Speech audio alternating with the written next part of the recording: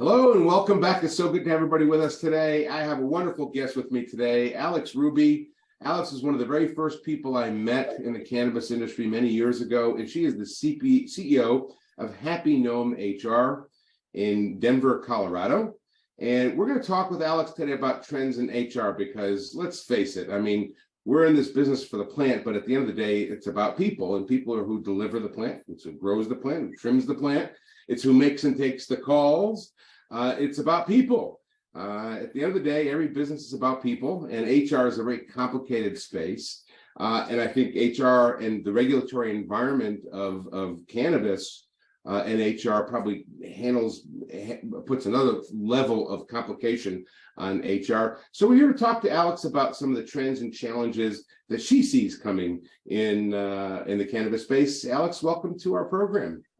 Thank you so much. It's so great to be here. Yeah, great to see you, Dan. Yeah, thanks for having me. Looking forward to start with just trends that you're seeing. I mean, it's been obviously a tumultuous couple of years. Now we're just saw unemployment drop nationally below 3.4%, which is the lowest since 1969. That's pretty staggering for someone like me who's lived through, double-digit unemployment, double-digit inflation. Now unemployment's low. So the whole dynamic of HR is changing dramatically, I think, because of that. Will it be permanent? I don't know.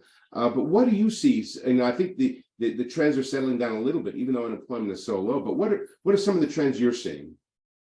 Yeah, absolutely. Some of the trends that we're seeing is that unemployment rates were absolutely staggering for the first part of the year, but we're starting to see more people hiring for lower level jobs, and there's a lot of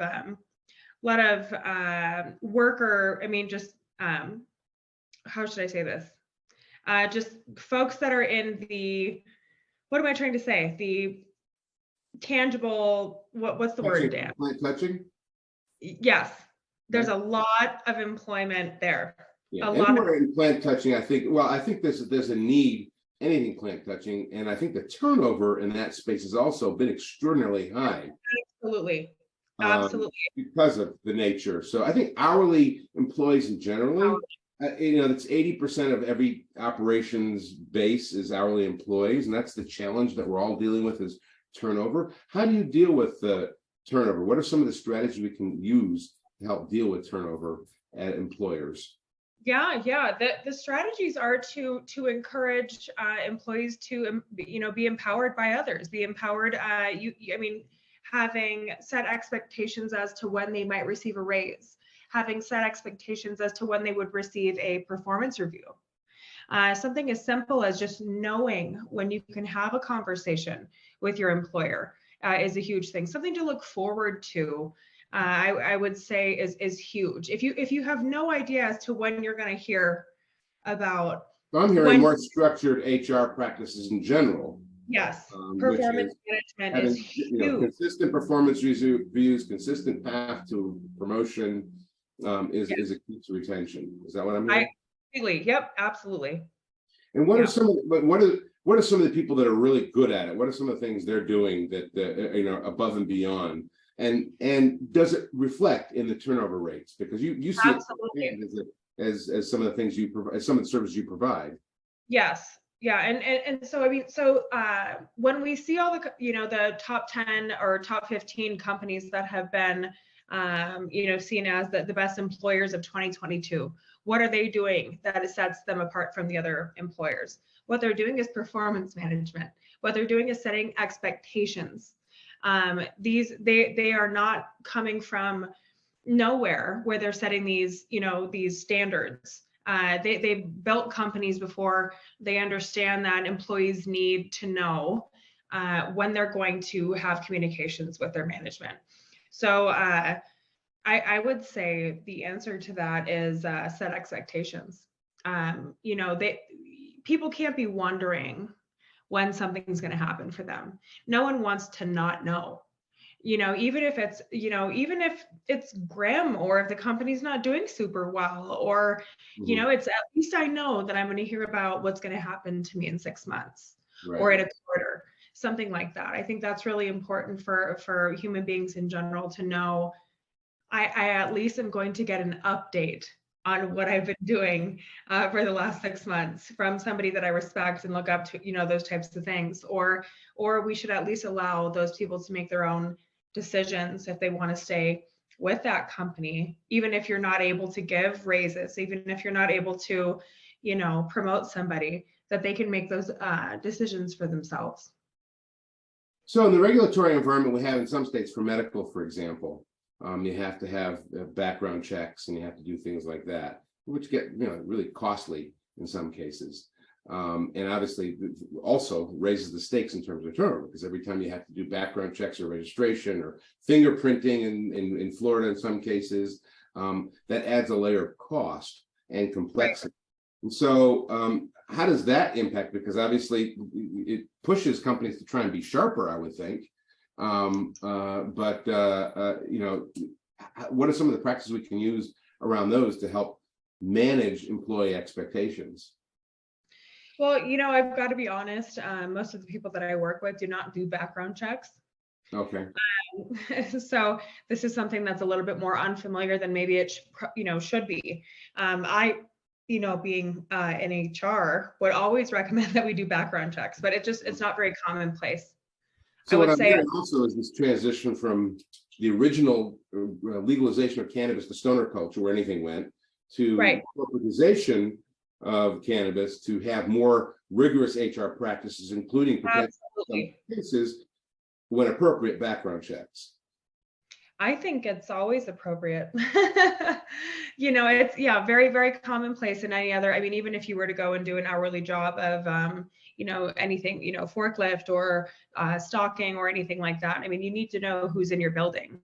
Yeah. And so I think that's extremely important, but it's very rare. Unless your PEO or your HR company kind of enforces something like that, you probably wouldn't gravitate towards paying extra for a background check. But in the end, it's a best practice. Right. Now we do background checks. Our clients require us to do background checks, and in many cases, we have access to sensitive financial information or sensitive health information. And if someone's had some bad experiences in the past, I want to know about it if we hire them. And right. We've hired people in the past that have stuff show up on the background checks, and we still hire them. Right. That doesn't mean that they're not hireable. Yes. Yep, that's exactly what I was going to say. It's like, transparency is key. It's like, hopefully you're working for an employer that would maybe be able to look past something that happened 10, 15 years ago or something like that. And that you show up with integrity and character, and that you would be working with someone who could understand that. Not that something would be just entirely thrown out just because you've gotten in a car accident or, something of that nature. So I completely agree, but I think it's the best practice. And I wish that more companies would do that as a standard practice, because we create onboarding systems where it's like, did you do a background check? Did you do, that's just a common practice. I think share some of the other best practices that you think we need to see in cannabis that we don't have. Obviously background checks is one. What are some of the others that we have, and what are some of those that we don't have that we should have?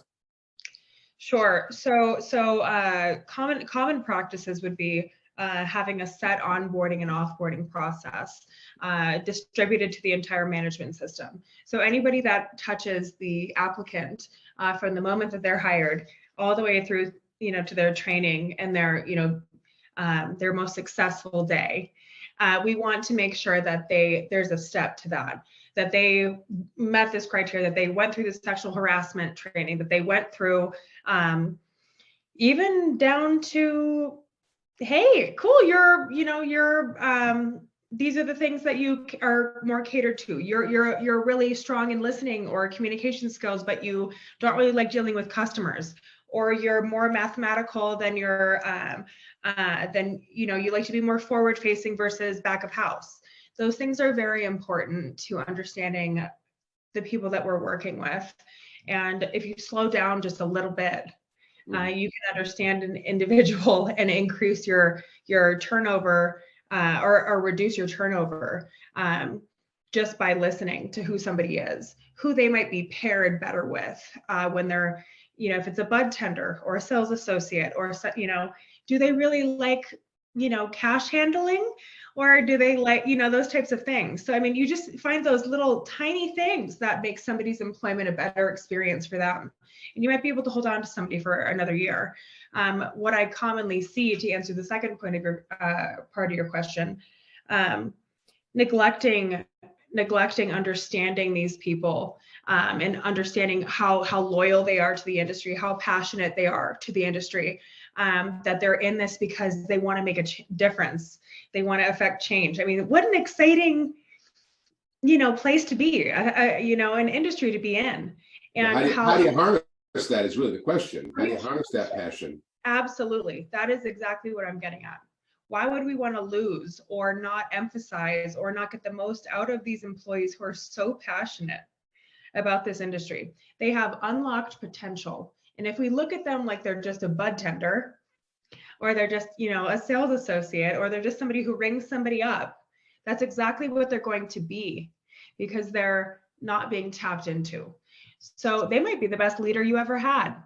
They might be the best manager in the making. They might be even, if you're vertically integrated, they might be the next master grower, things like that. So I think it's very important to have management that can notice these types of things in people, that always has an eye, a keen eye, for people that have special qualities and talents. So I think it's important to also, once somebody's been hired, to continuously be looking out for those types of things. Right. Well, I hear you. It's listening to the employee. Listening. It's no different than a politician who gets thrown out of office. If they don't listen to the they're going to get voted out. And yes, if you don't listen to your employees, they're going to walk. Right. They're going to find someone who does listen to them. Right. Absolutely. Let's take a few minutes as we wrap up and share with us some of the services that Happy Gnome provides the marketplace. We've talked about best practices. How can someone harness those through your services and help us understand what an engagement with Happy Gnome would look like and how you operate? Sure. So we take so much pride in our initial engagement. What does the landscape look like? What the heck are you trying to do in this beautiful industry that's burgeoning and is new and exciting? And what states are you in? And what are you trying to accomplish? We're very big on the when we first go in, to understanding what the goals of the company are. Where are you trying to go?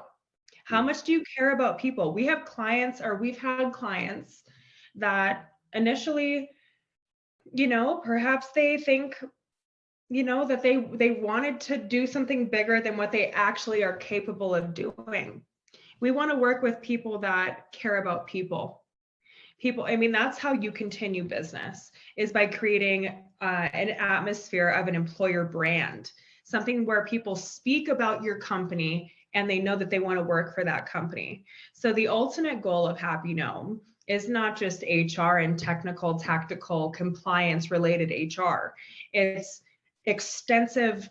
It's creating a brand that people want to work for and with, because you're good people, because you invest in people, because you are perpetuating goodness in society.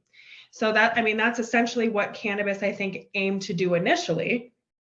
But of course, I understand that people are trying to keep their heads afloat, and that we're just trying to serve. Reality of business hits us all at one point. Yes. Yes, there is a reality there, of course, and I understand that very, very much. I've been in the industry for 11 years. I understand that people are trying to survive, and you got to make a dollar.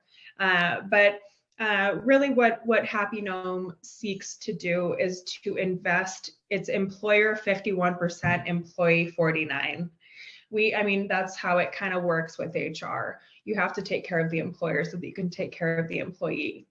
And that's how that works. But, I would say that, we go into create compliance and technical and tactical, support first. We got to make sure that you're doing things right. You're checking off the boxes, and you're, federally and state and all that, you're happy that way. And then we can work on things that make employees. Well, in our quality assurance business, we listen to calls, and we like to say your call might be monitored quality assurance business. We like to say just because a restaurant gets 100 on the health exam doesn't mean the food tastes good. Right. There's two parts to HR. There's the compliance, which is the entry ticket, because really everybody needs that, and nobody does it up to par in most cases. Very rarely have I found that people really do it up to par. And then, how's the food taste? How do you create corporate culture? Why do you want to get someone to come work with you? I think that's probably the more interesting part of the journey, because that's really listening to an employer and figuring out what their corporate culture wants to look like. Right. And what's really interesting is, we have these massive giants, I guess I won't name them today, but we all know who the, I guess, quote unquote, the big five are. And do we know what their mission is? Do we know what the vision is? We don't. And we don't really know why they're here. Why are you here? And you have thousands of employees working for you that are aimlessly walking around, working for a company that is not loyal back. And that's an issue. Right. So, you have a bunch of wonderful people who are so excited to be in this industry. They're like, this is it, mom and dad, that I'm going to work in the cannabis industry. This is my next thing, and then they go to work for a company like that's not loyal back. And that's unfortunate. And that's something that the cannabis industry, I think, needs to gravitate towards changing is really, what is our mission? What are we about? And how are we creating compensation programs and career paths and things like that to nurture and cater towards the employees so that they're here for us for longer than 6 months. Yeah. Those types of things. I think it's the 80-20 rule. I think you're going to see a lot of small operators who have that, and you're going to see some large operators who are aspiring and have the mission statements. But any large business that's expanding, like some of these are, and then all of a sudden having to contract and then expand and then contract and then pull out of a state and go into another state, it's hard to manage that. And I think that's part of the challenge that most employers have is it feels like the Wild West sometimes. That can be very disconcerting to employees because they're not really sure how they stand at any given time. Right. I couldn't agree more. I think, there's always a double-edged sword, right? It's like, it's wishful thinking. It's nice to say these things about mission, vision, values, those types of things. We're in a brand new industry where people are, taking companies public. They're being, mergers and acquisitions. There's lots of movement going on. So where is the time and place where we can focus on investing in maybe the smaller people, but it matters. And at the end of the day, that's how we increase our valuation. Right. That's how we get purchased for more, because we have happier employees, because we have better. I like to say it's about the brand experience. The brand experience is about the people, and if you have people that can relay that brand experience in a consistent, meaningful way, it's going to make a difference in the value of your company. Absolutely.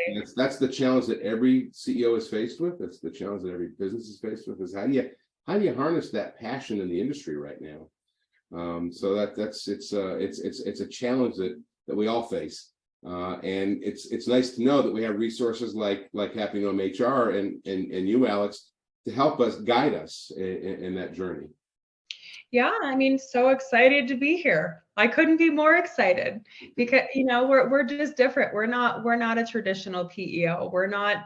We're there to be your HR department. We're there to step in, and I think it's extremely valuable in so many ways that we're not, we're not creating boilerplate templates.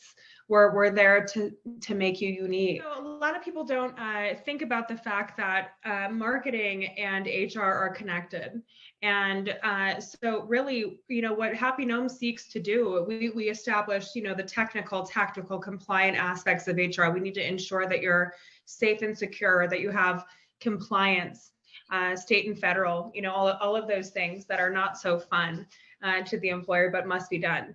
And so once we have established that, we can move on to things that contribute to creating a very valuable employer brand.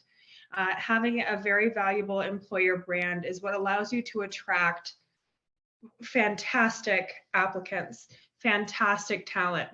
And that's really what creates a valuable company. So that's what's exciting. You know, it's like HR is the principal's office, everyone. I get it. I understand it's not super fun. We don't enjoy it either.